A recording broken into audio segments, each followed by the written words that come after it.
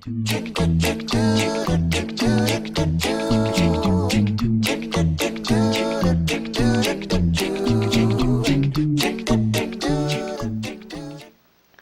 folks, it's the Red, and welcome back to Let's Play Crash Twinsanity. We're now about to face the final boss, and for some reason the music stopped. But that's okay. Perhaps it's appropriate for the moment. Let's go!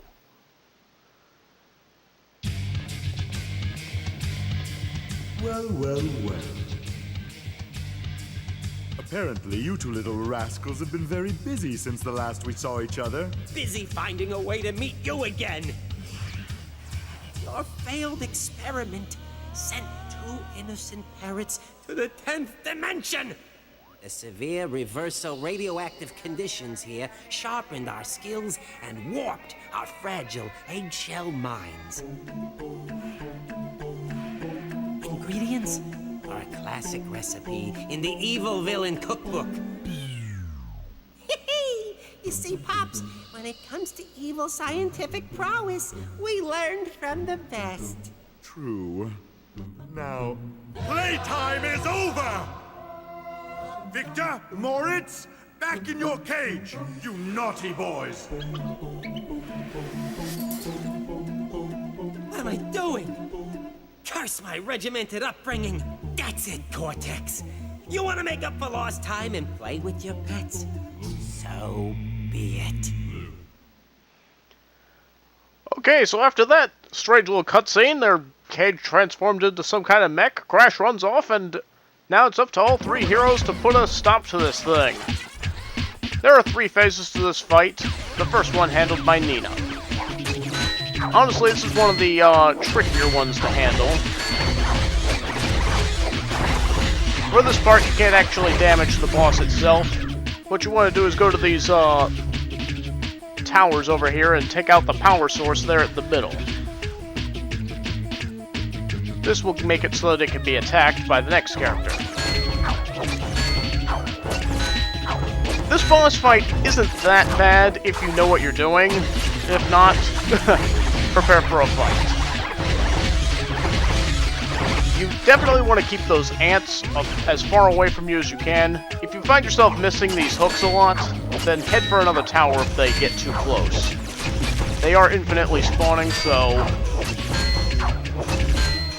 fighting them is a little pointless. And oh god, I gotta get out. Okay. That's why you don't want them crowding around, because if you miss a hook and then you fall, you'll likely fall on your back, and then you're gonna end up getting beam sword several times. Are they following me? Because I'm gonna do a whole lap before I can get around to there. Okay, now that I've lured them away, I'm gonna go back and try again. But yes, this is one of Nina's few appearances in this game. She has her part. Fly across, and that will stop all the power from going to the robot. Nina gets tired out. Oh right, I have a gun! Let me at him! Phase 2 is handled by Cortex. A lot of it has to do with running and shooting at the guns that are firing at you. You'll definitely want... This is probably the harder part of this fight. Just keep running to the right, and whatever you do, do not stop, because you will get hit by that large cannon blast. So be sure that you don't accidentally hold the square button too. Do not head to the left, because that is a death sentence. It will send you straight into that machine gun, which cannot be avoided. At least not if you're going to the left. So for the first part, wait until that large cannon comes into range and then shoot at it as much as you can. Make sure you're going in a straight line when it shoots at you, otherwise it will hit you. As for the machine gun, pick your fights carefully, shoot it about 7 times, and then move to the right. I don't recommend charge shots at all for this fight. Do not do it.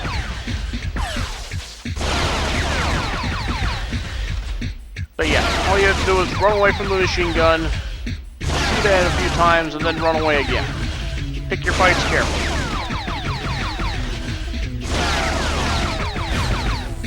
Again, not a bad fight if you know what you're doing. And here comes Crash with Mecha Bandicoot, because hey, why not have a character that we haven't used in the final boss fight? Thankfully, it's not hard to figure out. All you do is jump, and you can press square to shoot missiles. Just shoot into these openings here to damage the robot. You can also hold square to do the nose cannon shot. You should all be familiar with from the first time we faced Mecha Bandicoot.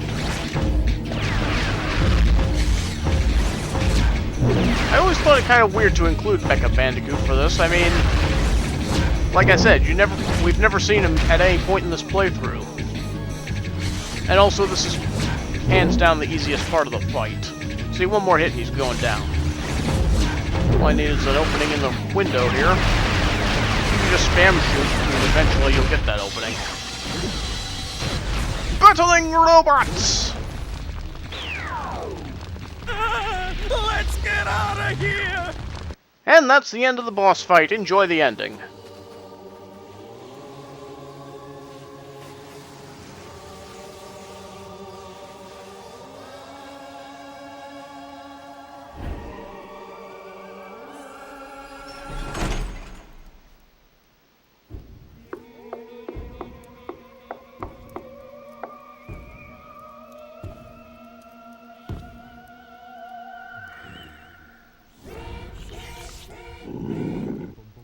Oh boy!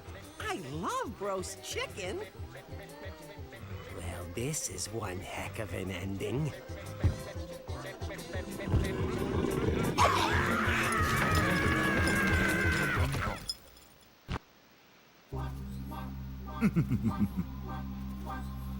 You know, Crash, for all these years I've been wrong about you.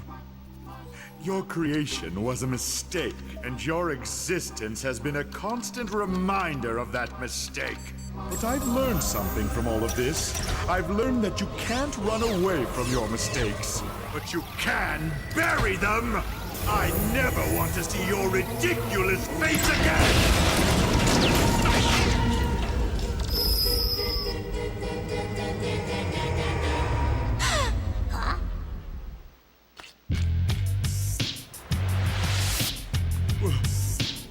Where am I? What is this?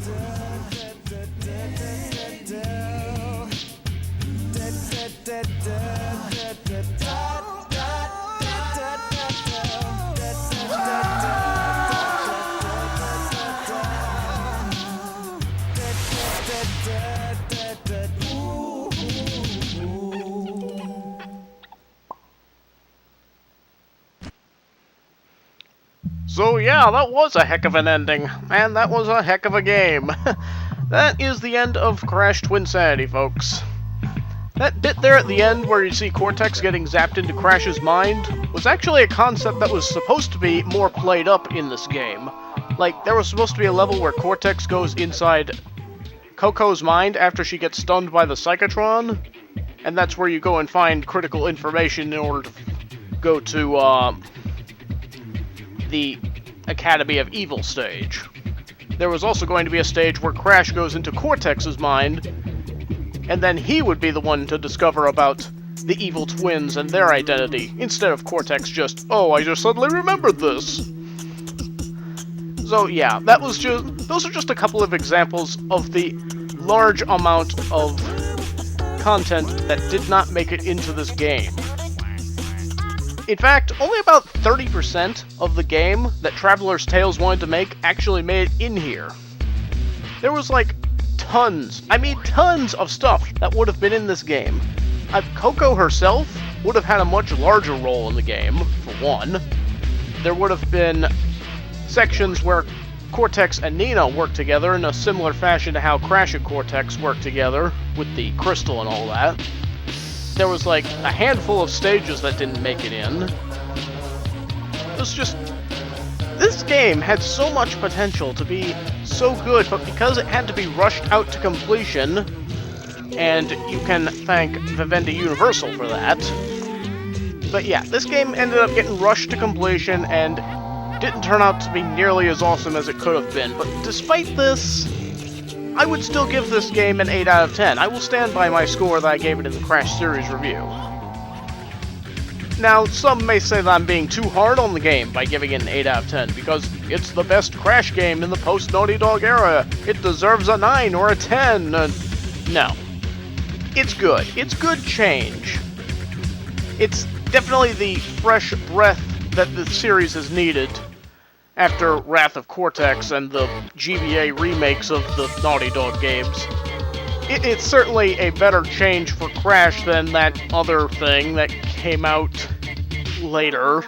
The Titans. I really don't like to play devil's advocate with this game because I do like the game. I would like to say nice things about it, but because people are like, oh, you're too hard on this game, I have to point out everything that's wrong with it. Like, the empty backgrounds, the glitches upon glitches, the uninspired levels. But like I said, I still favor the game very much. If you're a fan of Crash, you will like this game. But frankly, 8 out of 10 might be too generous. This game might deserve a 7 or a 6, but because I'm a big Crash fan, I do enjoy this game, and I would like to look at this positively. Traveler's Tales Oxford Studio are still what? But yeah, I did enjoy this game. It's a shame that there isn't as much content in this game as they would have liked. It looks like we've come to the end of the credits here. Crash Bandicoot will return. This is referring to the next game that would come into the series. That would be Crash Tag Team Racing, which follows a very similar style to this game. Okay, we're auto-saving and we are back at Iceberg Lab, it would appear. Fresh back from the Psychotron. And here is where we will be calling it a video. That is the end of the series, but we are not quite done yet. We just got all the gems, and now we can finally look at all the extras, and the goodies, and all that other good stuff. And I'll be putting together an extra video to show all that off, so keep an eye out for it. But for now, thank you for watching the Crash Twinsanity LP. This is Red, and I hope you'll join me for the next game. See you then!